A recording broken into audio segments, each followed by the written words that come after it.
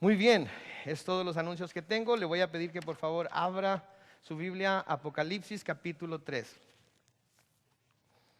Apocalipsis capítulo 3. Hemos llegado a al último mensaje, al último ángel de la última iglesia que se menciona aquí en Apocalipsis. La semana que entra, con el favor de Dios, vamos a estar subiendo a los cielos juntamente con Juan y vamos a estar viendo las cosas que el Señor Jesucristo le reveló a Juan desde los cielos precisamente. Vamos a ver ahora lo que va a estar sucediendo en la tierra una vez que la iglesia sea arrebatada y llevada a los cielos con el Señor. Vamos a leer entonces el capítulo 3. Vamos a comenzar a leer en el versículo 14 y hasta el 22. Y creo que lo que vamos a leer aquí casi habla por sí solo acerca del estado de esta iglesia. Hemos estado viendo cómo el Señor Jesucristo ha estado advirtiendo a estas iglesias la situación en la que se encuentran. Les ha estado diciendo que Él las conoce, que Él conoce sus obras, que Él sabe por lo que están pasando. Algunas las elogia, les da palabras de alabanza, de admiración por las cosas que están haciendo. Sin embargo, también hay palabras de reprensión por las cosas que han dejado de hacer, que deberían seguir haciendo y que ya no están haciendo. Les llama la atención, no porque quiera hacerlas que se sientan mal o porque de alguna manera quiera hacerlas dudar de que Él las puede llevar al cielo con Él, sino les habla para que se den cuenta en la situación en la que se encuentran y corrijan su manera de ser y se alineen con la voluntad de Dios y se alineen con el plan de Dios, para que no tengan ninguna duda, para que no haya en su corazón ningún pensamiento de que quizás no están preparados. Vamos a ver que la iglesia de hoy es la iglesia a la que más duramente reprende. Creo que es difícil muchas veces para los cristianos recibir las palabras que vamos a ver en esta noche, porque son palabras duras. No estamos acostumbrados a ver al Señor Jesucristo hablando duramente. No estamos acostumbrados a escuchar o a ver que el Señor pudo decir cosas como estas a aquellos que son parte de su iglesia o que dicen ser parte de su iglesia. Y a veces la gente cuando escucha este tipo de palabras y escucha este tipo de mensajes, a veces como que es difícil, ¿verdad? Porque no estamos acostumbrados a eso. Se nos ha pintado una imagen del Señor Jesucristo, es una perita en dulce, es todo amor, no tiene una palabra dura para nadie. Se nos olvida cómo trató a los escribas y fariseos, se nos olvida que los llamó hipócritas, víboras. Entonces tenemos que ver a este Señor Jesucristo de justicia y de disciplina al lado del Señor Jesucristo de amor, porque entonces solamente así podemos darnos cuenta de en realidad qué tanto nos ha amado. Si todo es amor, si todo es dulce, si todo es fácil de recibir, entonces yo creo que todo el mundo se convertiría, pero no es así. Entonces vamos a leer lo que el Señor Jesucristo le dice a esta iglesia, comenzando en el capítulo 3, versículo 14 y hasta el final del capítulo. Luego vamos a orar y luego vamos a volver atrás y vamos a repasar lo que acabamos de leer. Apocalipsis 3, versículo 14. Y escribe al ángel de la iglesia en Laodicea: he aquí el amén, el testigo fiel y verdadero, el principio de la creación de Dios, dice esto: yo conozco tus obras, que ni eres frío ni caliente. Ojalá fueses frío o caliente. Pero por cuanto eres tibio y no frío ni caliente, te vomitaré de mi boca. Porque tú dices: yo soy rico y me he enriquecido y de ninguna cosa tengo necesidad, y no sabes que tú eres un desventurado, miserable, pobre, ciego y desnudo. Por tanto, yo te aconsejo que de mí compres oro refinado en fuego, para que seas rico, y vestiduras blancas para vestirte, y que no se descubra la vergüenza de tu desnudez, y unge tus ojos con colirio para que veas. Yo reprendo y castigo a todos los que amo. Sé pues celoso y arrepiéntete. He aquí yo estoy a la puerta y llamo. Si alguno oye mi voz y abre la puerta, entraré a él y cenaré con él y él conmigo. Versículo 21 dice: al que venciere le daré que se siente conmigo en mi trono, así como yo he vencido y me he sentado con mi Padre en su trono. El que tiene oído, oiga lo que el Espíritu dice a las iglesias. Oremos. Padre Celestial, al llegar al mensaje que tu Hijo Jesús envía a esta última iglesia del Apocalipsis, Señor, te pedimos que abras nuestros ojos y nuestro entendimiento, que en realidad podamos ver, Señor, con nuestro corazón y podamos, Señor, recibir lo que tu Espíritu está diciendo a la iglesia. Sabemos que tenemos la tendencia a ver estos mensajes como mensajes a iglesias del pasado, a iglesias que existieron hace años, pero hemos podido ver a través de nuestro estudio de estas 7 iglesias que a veces, Señor, la iglesia contemporánea se parece mucho a ellas. Inclusive a veces los cristianos nos parecemos a ellas de más maneras de las que nos gustaría admitir. Te pedimos entonces que al ver este mensaje, Señor, abras en realidad nuestros ojos y nos ayudes a ver y oír lo que tu Espíritu nos quiere decir a nosotros ahora a través de este mensaje. En el nombre de Cristo Jesús. Amén. Este es el séptimo entonces y el último mensaje. Algunas cosas que nos pueden dar un poco de luz acerca de la iglesia en la Odisea, de la ciudad en la que estaba la iglesia. La ciudad fue fundada por Antíoco II a mediados del 3er siglo antes de Cristo. Entonces, para este entonces ya la ciudad tendría unos 350, 60 y tantos años. La iglesia tendría cuando menos unos 20, 30, 40 años de haber existido. Estaba situada como a unas 40 millas al sudeste de Filadelfia, en el camino que iba hacia Colosas. Colosas era la ciudad en donde estaba la iglesia de los colosenses. Nos acordamos de ellos porque Pablo escribió una carta a los colosenses muy elocuente en la cual habla de la deidad de Jesucristo. Bajo el dominio romano se había convertido en una ciudad muy rica. Era una ciudad en la que había mucho dinero. Había gente adinerada, había gente de poder, había gente que tenía la manera de gastar, tenía riquezas. Entonces se había convertido en una ciudad muy rica por la producción de lana que le producía, valga la redundancia, mucha lana, ¿verdad?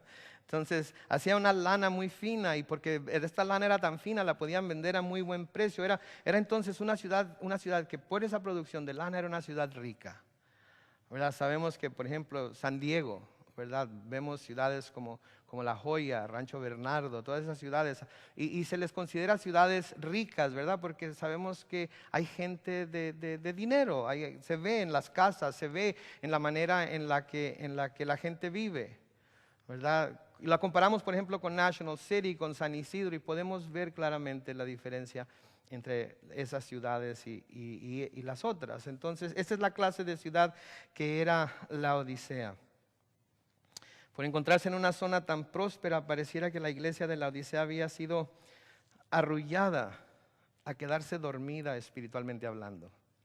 Las temporadas de prosperidad tienen esa habilidad para hacer que la gente, inclusive el pueblo de Dios, sea arrullado espiritualmente y se quede dormido, se quede estancado, se quede conforme. Lo hemos podido ver en diferentes etapas de la historia contemporánea de Estados Unidos. Lo vimos después de la Segunda Guerra Mundial, ¿verdad? Cuando todos los soldados vinieron y Estados Unidos empezó a producir masivamente productos que el consumidor quería tener en sus casas. Empezaron a comprar carros, casas, refrigeradores, todo tipo de cosas que antes no había habido y fue un tiempo muy próspero. Pero luego llegaron los años, últimas partes de los 60s y los 70s y vino el embargo petrolero y la gasolina subió como a ¿cuántos? 75 centavos el galón, por ahí más o menos, ¿se acuerdan? Había colas para echar gasolina, era qué bárbaro, era tremendo. Y la gente como que otra vez empezó a ver un avivamiento. Vimos a fines de los 60s y hasta mediados de los 70s el movimiento de Jesús. Fue cuando surgió Calvary Chapel, Chuck Smith y todos esos movimientos que empezamos a ver un avivamiento en Estados Unidos. Acabamos de pasar por una temporada como ello en los 80s, durante el gobierno de Ronald Reagan. Todo era prosperidad, todo era una abundancia tremenda. Volvimos a comprar carros grandes porque la gasolina era abundante y andábamos en nuestros Ram Chargers y en nuestros Escalades y en todas esas cosas, ¿verdad? Y no nos importaba que tuviéramos que traer un carro tanque pegado al carro porque al cabo que la gasolina estaba como a $1 el galón quizás, 1.10, 1.25. Todo el mundo compró casas y vendió casas, intercambió casas y empezaron los negocios a abundar en empleo y todo lo demás. Todo el mundo estaba prosperando. Refinanciamiento tras refinanciamiento y sacar equidad tras sacar equidad y volver a hacer y hacer más y comprar aquí, comprar allá. Y luego de repente, todo fue una ilusión. Desafortunadamente, en este tiempo no se ha visto que esta crisis esté trayendo a mucha gente a los pies de Cristo, porque lo que está sucediendo es que el gobierno o los gobiernos se han dado cuenta de cómo hacer funcionar las cosas y están diciendo, hey, tenemos tinta, tenemos papel, hay que seguir imprimiendo dinero y mientras siga habiendo dinero y mientras se los estemos dando a manos llenas, no nos va a importar, todo el mundo va a volver a quedarse dormido. Eso era lo que estaba sucediendo. Ahorita estamos por elegir a un nuevo presidente. Y lo que todo mundo está viendo es quién va a darme más de lo que tengo. ¿Quién va a hacer que la economía vuelva a ser lo que era hace unos 5 o 10 años? Y esa es lo que estamos usando, lo que mucha gente está usando para decidir por quién va a votar. Sin importar cuál sea la posición de la persona en cuanto al aborto, en cuanto al matrimonio entre homosexuales, en cuanto a tantas cosas que como cristianos debería de preocuparnos. Se trata de quién va a poner más billetes en mi bolsillo. Y esos tiempos son los que causan que mucha gente se quede dormida espiritualmente hablando, es arrullada por esos tiempos, baja la guardia, por así decirlo. Ahora, por lo que acabamos de leer acerca de la iglesia en la Odisea, podemos ver que estaba en unas condiciones espiritualmente hablando bastante precarias, bastante feas, Abón llama.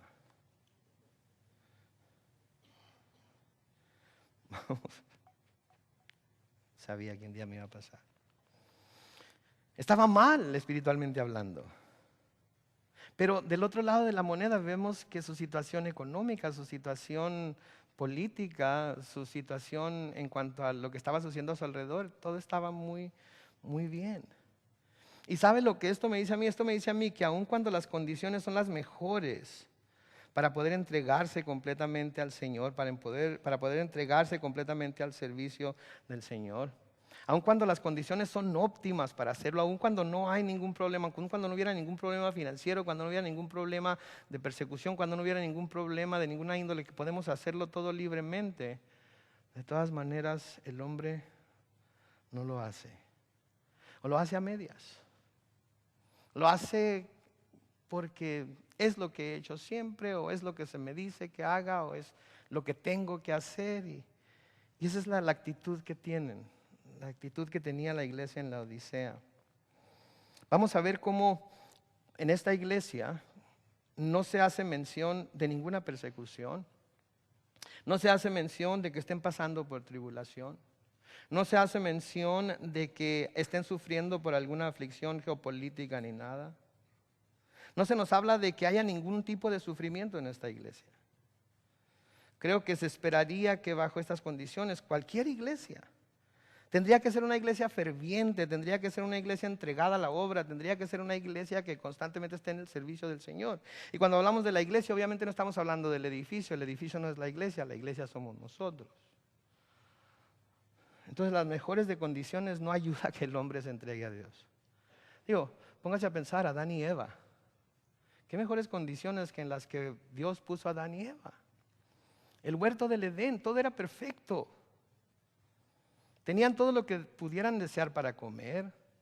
No tenían que preocuparse por la ropa porque andaban desnudos, la palabra de Dios nos dice. No tenían que preocuparse por qué comer porque había árboles de todo tipo de frutas. No tenían por qué preocuparse por dinero porque no tenían que ir a comprar ni vender ni nada. Todo lo tenían ahí. Sin embargo, aquello que el Señor les dijo que no hicieran, eso fue lo que hicieron. Saben que hay mucha gente que siempre está pensando, si tan solo mi vida fuera de esta forma, si tan solo tuviera esto, si tan solo no me faltara aquello, si tan solo mi situación fuera diferente. entonces serviría a Dios. Entonces sí podría comprometerme a servir más, a hacer más, a servir al pueblo de Dios y a hacer todo lo que he estado sintiendo, que Dios me ha estado diciendo por algún tiempo que debería hacer, pero que si no fuera por estas cosas, sí, hombre, las pudiera hacer. Ahora, esta era una iglesia, como les decía, ya tenía tiempo de haber sido establecida. Era una iglesia que ya había crecido, era una iglesia que en un tiempo había comenzado y me imagino que había sido como todas las otras iglesias. No hay en las Escrituras ninguna evidencia de que Pablo haya estado en esa iglesia, pero sabemos en el libro de Colosenses que los menciona en el capítulo 2 y en el capítulo 4 de Colosenses. Entonces era una iglesia conocida, era una iglesia bien establecida. Entonces en este ambiente de tranquilidad, de opulencia, en este ambiente que debería haber sido el más propicio para que esta iglesia fuera ferviente y sirviera con todo su corazón al Señor.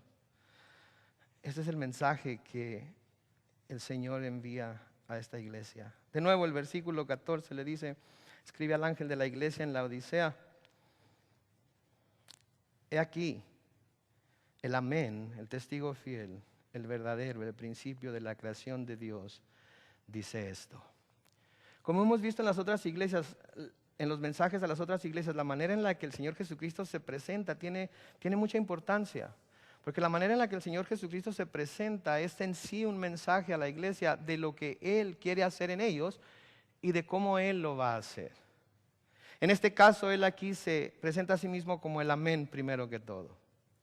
El amén, todos conocemos esta palabra, ¿verdad? Todos decimos al final de una oración, decimos amén, ¿verdad? Cuando alguien dice algo que resuene en nuestro corazón, todos, algunos, no todos, decimos amén, ¿verdad? Y lo que estamos diciendo es, así sea, ¿verdad? La persona está dando un testimonio y los demás nos damos cuenta de que es un testimonio de la fidelidad de Dios y nos gozamos por lo que esa persona está hablando y es amén.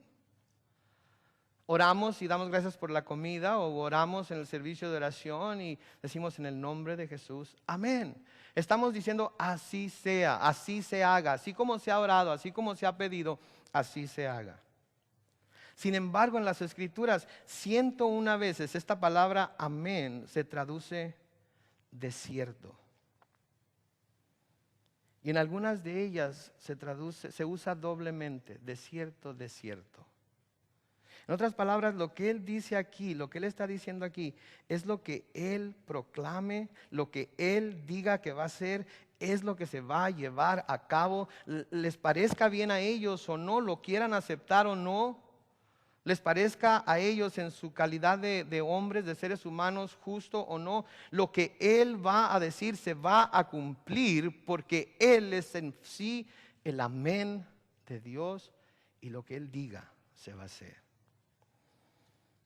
Par de ejemplos en donde el Señor usa esta palabra dos veces. Es primero en Juan capítulo 1, en el versículo 51, en donde el Señor Jesucristo les dice a sus discípulos y le dijo: de cierto os digo, de aquí en adelante veréis al cielo abierto y a los ángeles de Dios que suben y descienden sobre el Hijo del Hombre.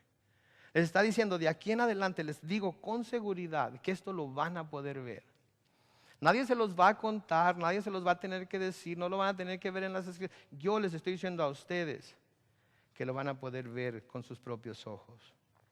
De igual manera, Juan capítulo 3 y el versículo 3 nos dice, respondió Jesús y le dijo, de cierto, amén, amén, así sea, que el que no naciere de nuevo no puede ver el reino de Dios. No quiere el Señor Jesucristo que haya ninguna duda, no quiere el Señor Jesucristo que haya ningún problema, no quiere el Señor Jesucristo que haya ningún malentendido. El que no nazca de nuevo no puede ver el reino de Dios. Se los digo de cierto, es una certeza, es un amén, así va a ser. Si no nacen de nuevo, no van a ver el reino de Dios.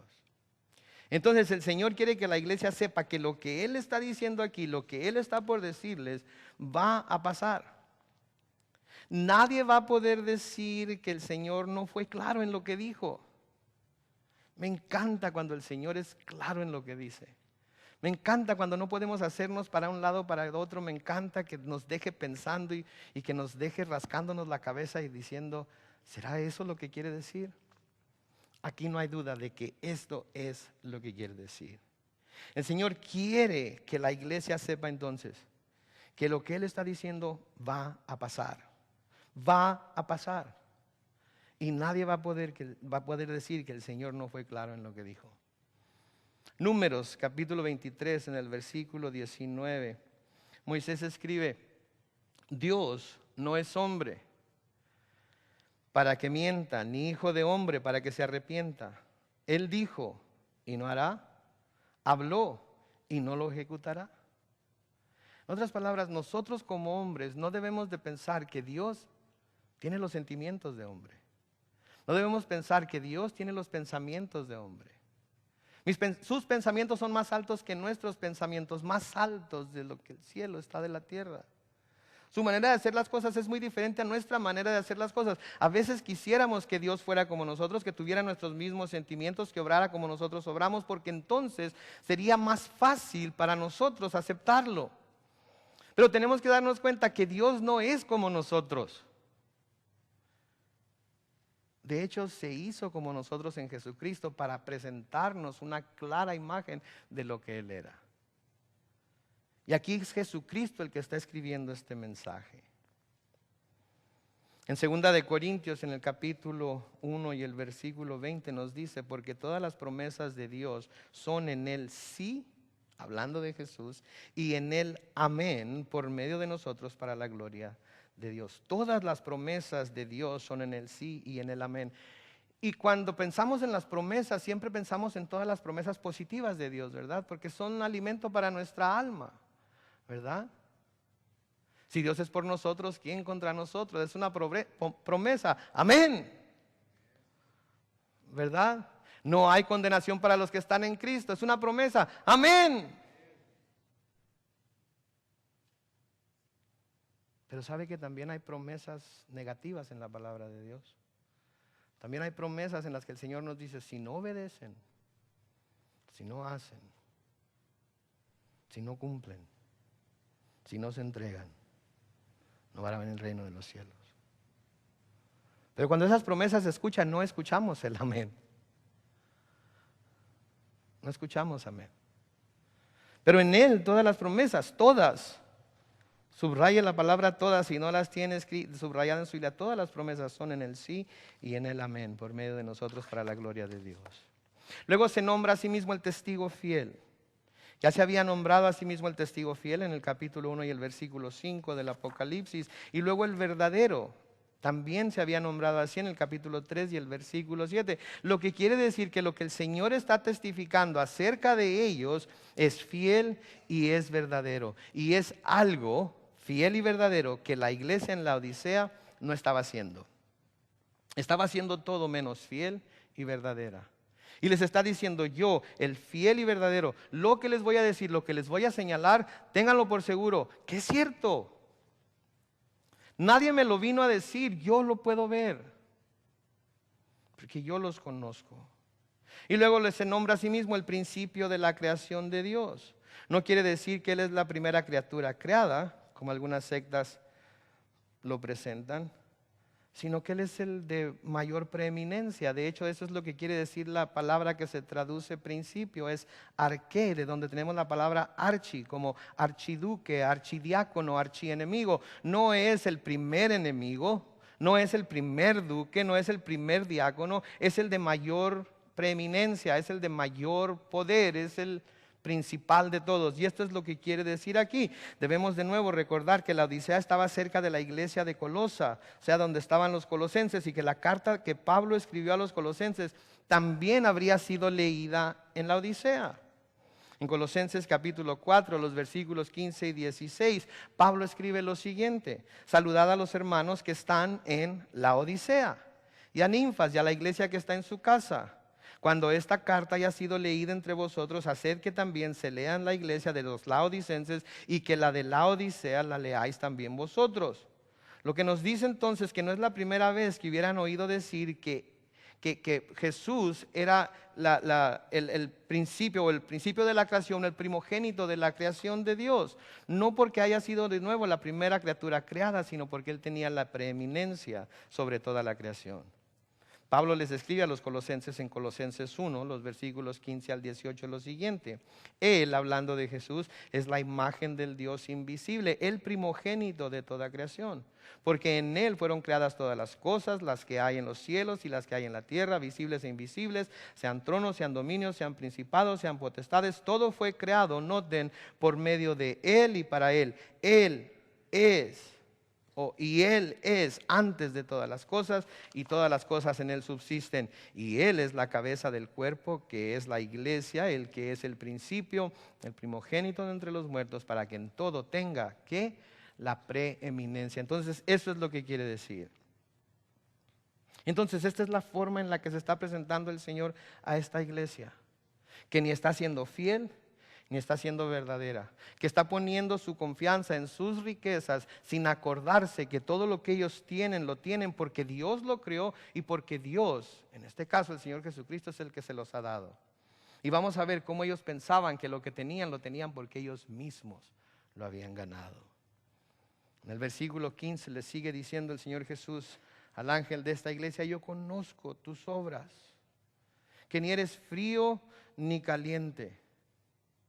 Y luego note con signos de exclamación ahí para ponerle mayor énfasis, dice: ojalá fueses frío o caliente. No eres frío ni caliente, me gustaría mejor que fueras frío o caliente. Este versículo empieza con esas 4 palabras que, como ya lo hemos dicho antes, pero es imperativo que lo reconozcamos y lo recordemos, y empieza con las palabras: yo conozco tus obras. Palabras que nos pueden traer gran consuelo como cristianos, palabras que nos pueden traer gran preocupación, dependiendo de cómo estamos viviendo nuestra vida.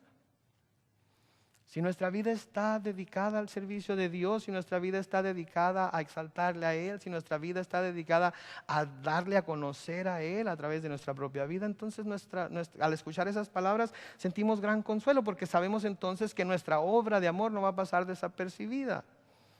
Si nuestra vida está dada a lo contrario, no está dada a Dios ni las cosas de Dios, entonces hay preocupación, porque entonces nuestra vida no está donde debe de hacer. Pero es una muy buena manera de darnos cuenta nosotros en donde nos encontramos espiritualmente, que el Señor se presentara delante de cada uno de nosotros esta noche y nos dijera: yo conozco tus obras. ¿Qué sentiríamos? ¿Habría temor en nuestro corazón o habría gozo en nuestro corazón de saber que estamos viviendo para Él? Debemos de darnos cuenta de esto. Y luego les dice que ni eres frío ni caliente. No eres frío, no eres caliente. Note aquí que no hay ninguna palabra de alabanza para esta iglesia, no hay ningún reconocimiento de nada que esté haciendo, ni bien ni mal. Solo una reprensión por su temperatura espiritual. No se dice que esté haciendo nada malo como las otras iglesias, ¿se acuerdan? Simplemente su temperatura espiritual es una que el Señor encuentra, vamos a ver más adelante, repugnante. Espérame, Carlos, ¿dijiste repugnante? Sí, repugnante. La temperatura espiritual de esta iglesia era repugnante para el Señor. No eres frío ni eres caliente. Noten cómo no hay mención de falsas doctrinas que se estén enseñando. Noten cómo no se mencionan a falsos maestros que ellos hayan dejado entrar. No se mencionan a los nicolaitas que se mencionan en otras iglesias. No se menciona a los que se dicen ser apóstoles pero no lo son. Esto nos pudiera indicar entonces que estaban enseñándose y recibiendo una buena doctrina, pero la iglesia no estaba respondiendo a esa enseñanza o esa doctrina de la manera que el Señor deseaba que se responda.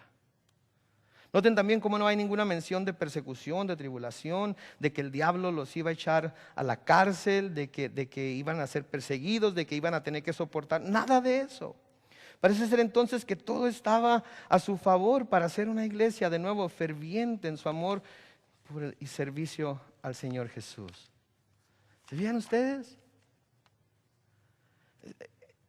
No tenía ninguna razón esta iglesia de estar en el estado en el que estaba. Todo estaba a su favor. Y lo que yo me pregunté cuando estaba preparando el estudio, pensé, ¿será posible?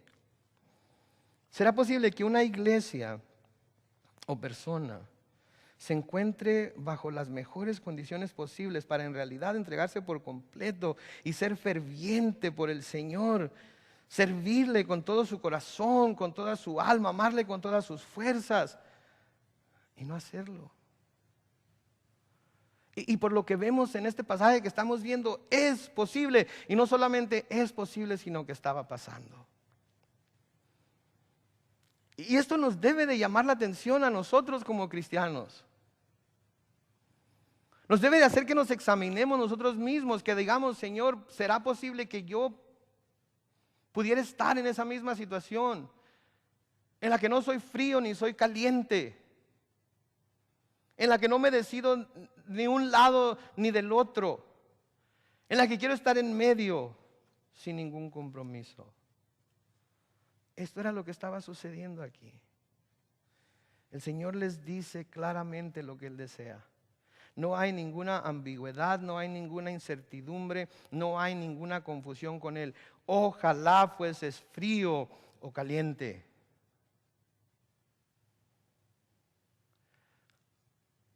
¿Alguna vez se han puesto a pensar qué le agradará a Dios y qué no le agradará? Aquí hay dos cosas que puede agregar a su lista: frío o caliente. Es lo único que el Señor reconoce, frío o caliente. Término medio no lo reconoce, término medio no lo desea, término medio no lo quiere. Se es lo uno, se es lo otro. Cuando habla de ser frío, en el griego es la palabra sucros. Alguien que es completamente indiferente, desapegado, que no tiene ningún interés por las cosas del Señor. Eso es lo que está describiendo aquí cuando habla de frío. Alguien que es completamente indiferente. Dios, su iglesia, servirle. ¿Lo puedo tomar o lo puedo dejar? Me es indiferente. Como decía Cantinflas, me es inclusive. Lo tomo, lo dejo. Desapegado. Como puedo estar, no tengo que estar. Como lo puedo desear, puedo dejar de desearlo. Como lo puedo necesitar, no lo tengo que necesitar. Que no tome ningún interés por las cosas del Señor. No me interesa. No es nada importante para mí. Ahora, caliente. Caliente. La palabra griega que se traduce caliente es la palabra zesto. Como el jabón Zest. ¿Sabía usted qué eso quiere decir? Zest. Zest quiere decir brío, entusiasmo. Sí, porque el jabón Zest se empieza a bañar uno y le da la fragancia del jabón Zest y como que se despierta en la mañana, ¿verdad? Se pone uno así contento, ¿verdad? De tan hermoso que huele. Es por eso le pusieron Zest, ¿ok? ¿No sabía? Por eso le pusieron Zest. Okay. Zest quiere decir brío, entusiasmo, espíritu, valor, resolución. Hay un dicho en inglés, cuando se ve a una persona así muy avivada, muy ferviente, muy entusiasta, se dice de ella, he or she has a zest for life. En español querría decir algo así como, esa persona vive con garra. Eso es lo que dice aquí el Señor que debemos de ser por Él. Eso es lo que dice aquí el Señor que nuestra vida debe ser, pues nuestra vida debe ser una vida con garra, ferviente, con brío, entusiasta, resuelta a hacer todo aquello que lo exalta a Él. En el versículo 16 el Señor le dice, pero por cuanto eres tibio y no frío ni caliente, te vomitaré de mi boca. ¿Alguna vez ha vomitado usted? ¿Qué lo hace vomitar? ¿Algún mal olor?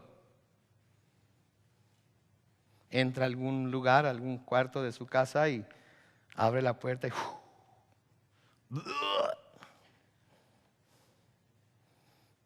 algo podrido que comió y le cayó al estómago y no sentó muy bien, empieza y de repente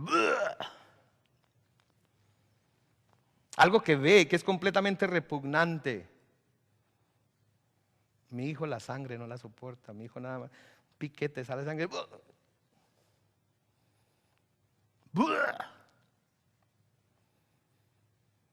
El Señor Jesús,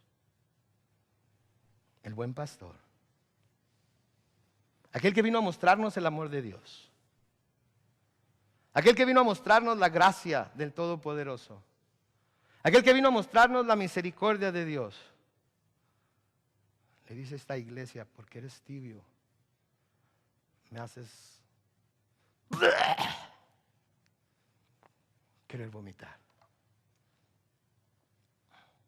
Yo no sé usted, pero a mí se me hace una palabra muy dura de parte del Señor Jesucristo. Y se lo está diciendo a una iglesia.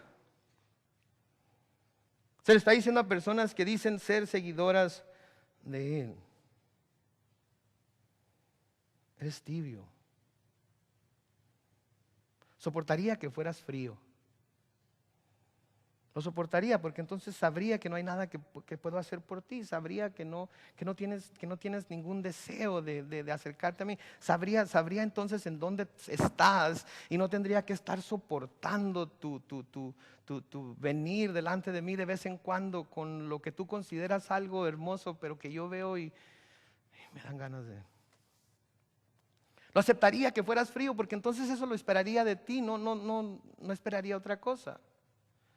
A veces usted va a comer y le dicen, no te vayas a comer eso porque está podrido y te vas a enfermar. Y usted de todas maneras, tengo hambre, me lo voy a comer de todas maneras. Ya sabe lo que se tiene. Me gustaría que fueras frío mejor. O que fueras caliente, pero eres tibio. Ni entras ni sales. No hay entusiasmo. No hay resolución en ti. De que a pesar de lo que pase, a pesar de tus circunstancias, a pesar de lo que pudiera estar pasando en tu vida, vas a vivir una vida con garra para y por mí. Eres un hombre, una mujer, eres un ser de doble ánimo, que tiene un corazón dividido. Sí. Santiago nos dice en Santiago capítulo 1 y el versículo 8, el hombre de doble ánimo. Y a propósito, en griego es la palabra dipsukos, de donde viene la palabra sucros, es inconstante en todos sus caminos. El hombre de doble ánimo es inconstante en todos sus caminos. ¿Sabe que el hombre que es de doble ánimo en su vida espiritual, o mujer, al decir el hombre estamos usando términos generales, es inconstante en todos sus caminos? Porque póngase a pensar, si la persona no es constante en su manera de servir a Dios, en su manera de entregarse a Dios, en su manera de buscar a Dios, en su manera de andar con Dios, si en eso es inconstante, cuando el andar con Él, el servirle a Él, el buscarle a Él, trae tantas bendiciones eternas, no solamente terrenales, imagínese cómo es en el resto de su vida. Si está dispuesto a transigir en su vida espiritual, imagínese qué tan dispuesto no estará a intransigir en todo lo demás de la vida que es terrenal. Si está dispuesto a comprometer su seguridad eterna, imagínese cómo será con todas las otras cosas que no son tan importantes. Entonces el hombre de doble ánimo, dipsukos, es inconstante en todos sus caminos. El mismo Santiago, en Santiago 4 y el versículo 8 dice, acercaos a Dios y Él se acercará a vosotros. Pecadores, limpiad las manos, y vosotros los de doble ánimo, purificad vuestros corazones. Una amonestación muy seria, una amonestación muy fuerte, una amonestación que debemos de tomar en serio como iglesia, una amonestación que debemos escuchar. Si estamos escuchando el mensaje a la Odisea y sentimos, aunque fuera un poco, que ese mensaje pudiera aplicarse en menor o mayor cantidad de nuestra vida, tenemos que recapacitar, tenemos que despertar, tenemos que tomar las medidas necesarias para no seguir en ese estado de tibieza, para hacernos fríos o calientes, para decidir de una vez por todas. Como les digo, estas son palabras muy duras de parte del Señor Jesucristo para una de sus iglesias, para su iglesia, para aquellos que profesaban fe en Él. Pero tenemos que ver la razón, la motivación, la razón por la que esta iglesia se encontraba en esa situación, la razón por la que llegaron a ese punto, para que nosotros al ver esa razón podamos ver si esto está en nosotros y no llegar a ese punto también. Y la razón, la principal razón por la que ellos se encontraban en esa situación era por su autocomplacencia. Por su autocomplacencia. Estaban satisfechos consigo mismos, estaban satisfechos con lo que ellos consideraban como su relación personal con el Señor. ¿Alguna vez han oído que alguien les dice algo semejante, así como, bueno, tú tienes tu relación con Dios de esa manera, pero yo tengo mi propia relación con Dios? Tú crees eso, pero yo tengo mi propia manera de creer. Esa es tu convicción, pero yo tengo mi propia convicción. ¿Están contentos? ¿Están contentos con el lugar en donde se encuentran espiritualmente? ¿Están contentos con su manera de vivir su cristianismo? ¿Están contentos con su manera de seguir al Señor? No ven nada malo en sí mismos. Pero lo único que tenemos que hacer es ver el próximo versículo para ver cómo se veían ellos mismos a sí mismos. Mira el versículo 17 del capítulo 3 de Apocalipsis. Porque tú dices, les dice el Señor, yo soy rico y me he enriquecido y de ninguna cosa tengo necesidad. ¿Se fija cómo se miraban ellos mismos? Ellos mismos tenían una vista muy buena de ellos mismos. Yo soy rico, me he enriquecido y de ninguna cosa tengo necesidad. Yo soy rico. Soberbia. Yo soy rico. Yo soy rico. Podríamos decir en el sentido espiritual, yo soy rico en obras a Dios. Nadie me llega a los talones. Yo soy rico en cuánto sirvo, cómo sirvo. Yo soy rico. Me he enriquecido. Mis esfuerzos son la razón por las que estoy en donde estoy. Yo lo hice solo. Yo me he esforzado. De ninguna cosa tengo necesidad, autosuficiencia. Esto es lo que ellos ven cuando se ven a sí mismos. Y a veces nosotros tenemos la tendencia a vernos a nosotros mismos y decir, yo estoy bien. Yo estoy bien. Pastor, por favor, le estás predicando al coro, yo estoy bien. Estamos bien cuando nos comparamos con los demás, estamos bien cuando nos vemos a nosotros mismos como queremos vernos, estamos bien cuando no pedimos a Dios su opinión de lo que nosotros estamos haciendo. Estamos bien cuando no ponemos nuestra vida a la luz de lo que la palabra de Dios dice. Esto es lo que ellos miraban en sí mismos, pero ¿qué es lo que ve el Señor? Mire la segunda parte del versículo 17. Tú dices yo soy rico, tú dices me he enriquecido, tú dices de ninguna cosa tengo necesidad. Pero sabes que no sabes que eres un desventurado, miserable, pobre, ciego, desnudo. Ouch. Ouch. Otra vez. Esto es lo que Jesús ve, esto es lo que el Señor está viendo en ellos. Esto es lo que son para Él. Y este era el problema que tenían los fariseos y los saduceos y los escribas, ¿se acuerdan? Estaban contentos con su manera de creer en Dios, estaban contentos con su manera de servir a Dios. Nadie iba a venir a decirles que ellos no iban a estar en el reino de los cielos, ellos estaban contentos como estaban. Por eso el Señor Jesucristo tuvo tanto éxito entre los pecadores y las rameras y los publicanos, porque los pecadores, las rameras y los publicanos se miraban tal y como eran, y porque se miraban tal y como eran cuando Él vino mostrando la gracia y misericordia misericordia y perdón de Dios. Sabían que era la única manera en la que ellos iban a poder siquiera pensar en que iban a estar bien con Dios, y se tiraron a sus pies y le pidieron perdón y se arrepintieron y dejaron sus malos caminos y se volvieron a Él. Como María Magdalena, como Zaqueo, como Pablo mismo. Se dieron cuenta de su necesidad. Estas personas no se daban cuenta de su necesidad. Y el Señor Jesucristo las miraba como desventurados, como miserables, como pobres, ciegos y desnudos.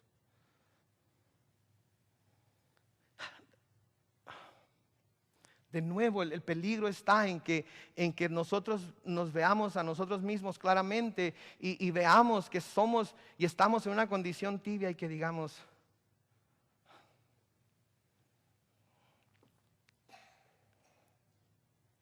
pero nadie me va a hacer cambiar. Yo estoy bien.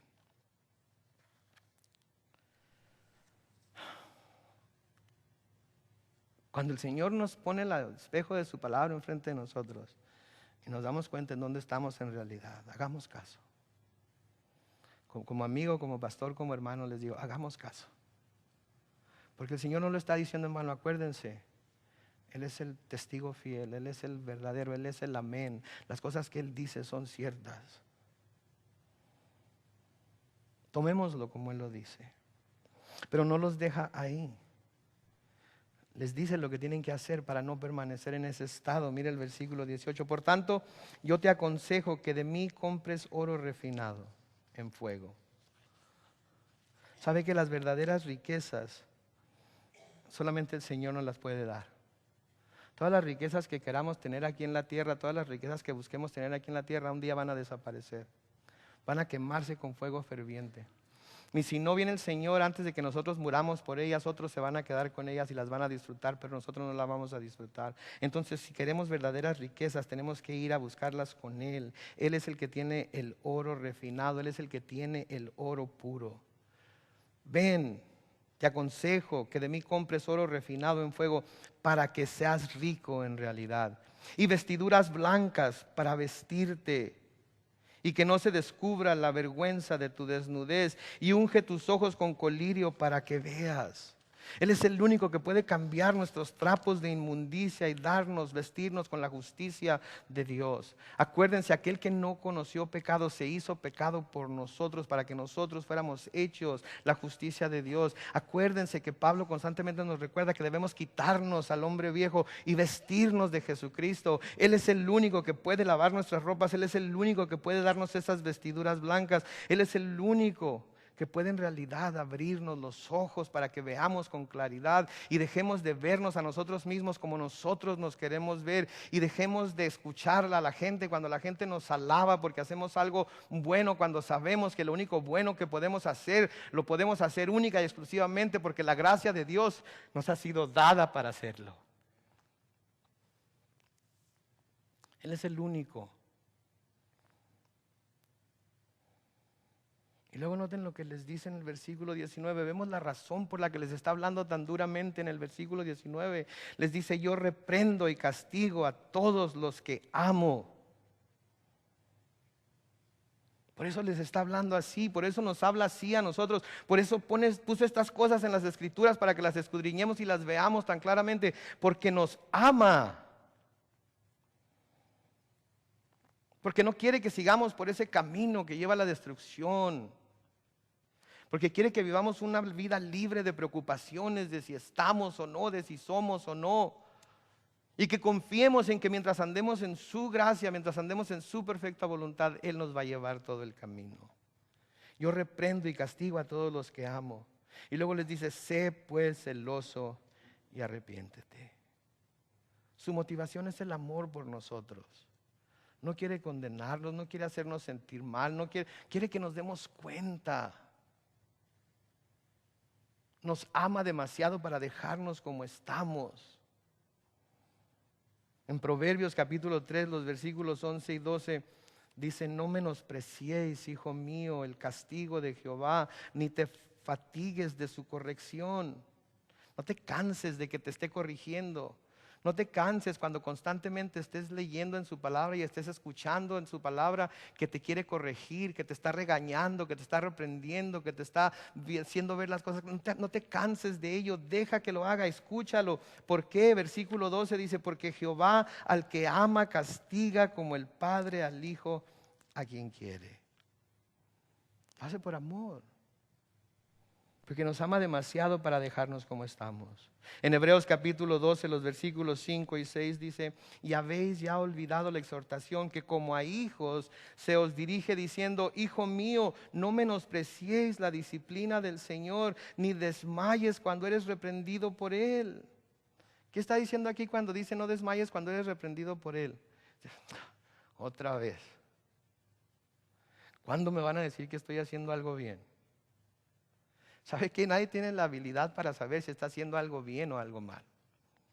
El único que sabe si está haciendo algo bien o algo mal es el Señor Jesucristo, porque Él todo lo sabe, de Él no nos podemos esconder.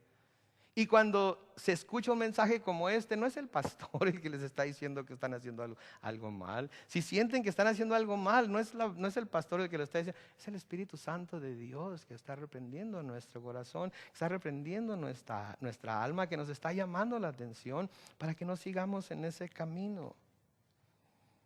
No desmayes cuando eres reprendido por Él. En el versículo 6 de Hebreos 12 dice, porque el Señor al que ama disciplina, y noten esto, y azota a todo el que recibe por hijo.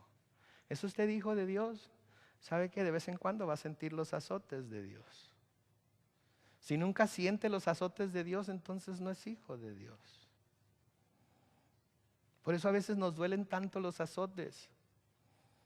Porque nos está queriendo, como dice mi papá, arrimar tierrita para que no nos perdamos con el resto del mundo. En Primera de Corintios capítulo 11, comenzando con el versículo 31, Pablo les escribe esto a los corintios. Si pues nos examinásemos a nosotros mismos, no seríamos juzgados. Mas siendo juzgados, somos castigados por el Señor para que no seamos condenados con el mundo.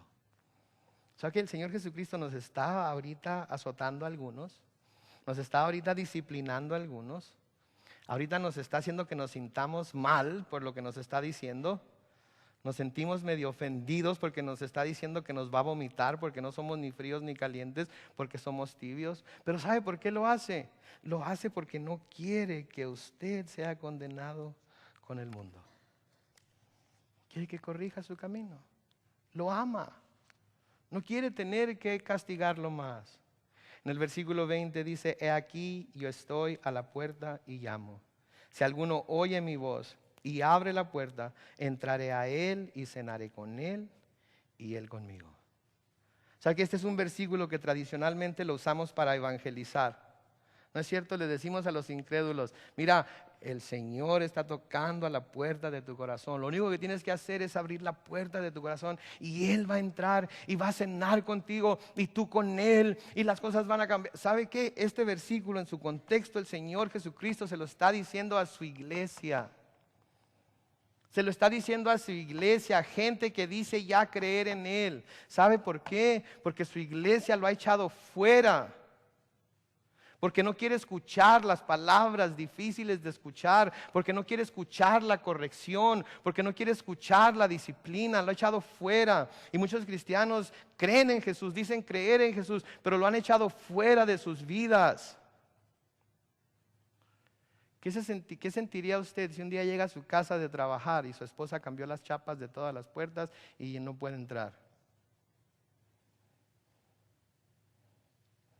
Y ella le dijera de adentro, te amo mi amor, pero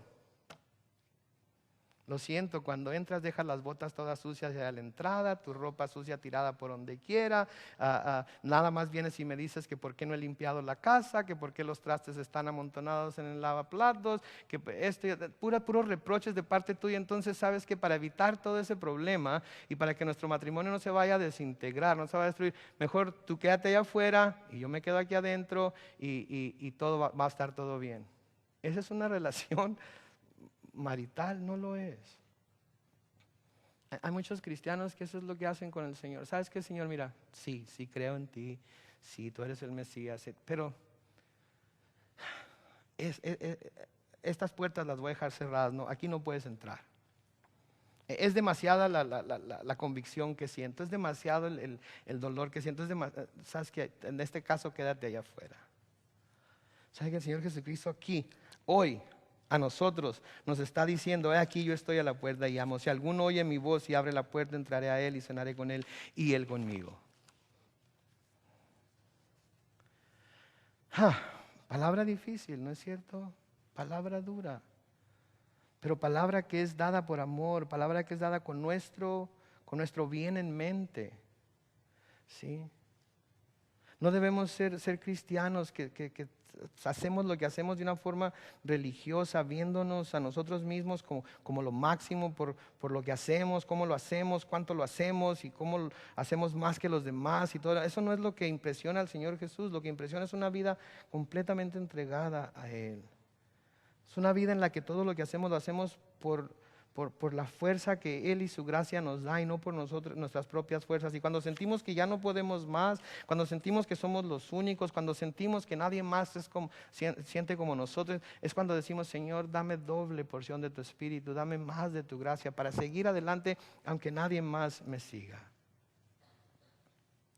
Sí, la vida cristiana debe ser algo ferviente, la vida cristiana debe ser llena de gozo, la vida cristiana debe ser una vida con garra. Amén. En el versículo 21 el Señor les dice, al que venciere le daré que se siente conmigo en mi trono, así como yo he vencido y me he sentado con mi Padre en su trono. El que tiene oído, oiga lo que el Espíritu dice a las iglesias. ¿Con qué iglesia se ha identificado usted? Hemos estudiado a las 7 iglesias durante 9 semanas. Durante 9 semanas hemos estado viendo las iglesias una por una, algunas 2 veces. ¿Con cuál se identifica usted? Quizás con Éfeso, la iglesia que había dejado su primer amor, a la cual el Señor le dice, arrepiéntete, recuerda de dónde has caído, haz las obras que hacías al principio. Quizás la iglesia de Esmirna, que estaba pasando por tribulación, que se miraba pobre, pero el Señor la miraba rica porque seguía fiel a Él y le dice, sé fiel hasta la muerte y yo te daré la corona de la vida. Quizá la iglesia de Pérgamo, que había permitido que las doctrinas de Balaam se infiltraran en ella y la estaba haciéndola caer desde adentro.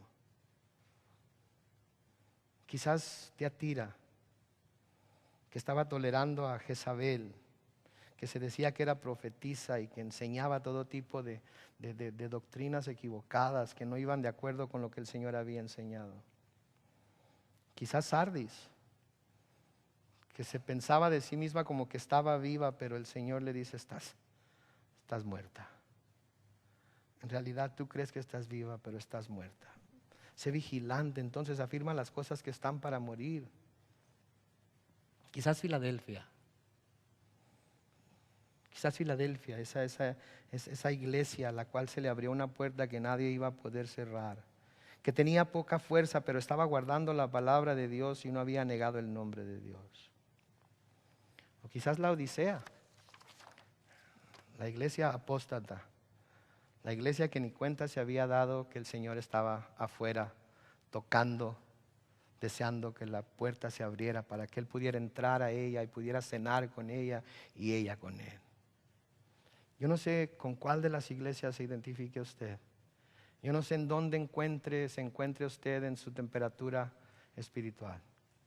Pero sé una cosa, que Jesús está aquí dispuesto a perdonar y a recibirnos de nuevo cuando venimos a Él con un corazón contrito y humillado a pedirle perdón. Y decidimos que vamos a dar una vuelta de 180 grados en nuestra vida y vamos a empezar a caminar en dirección opuesta a la que vamos. Él está aquí y le quiere perdonar.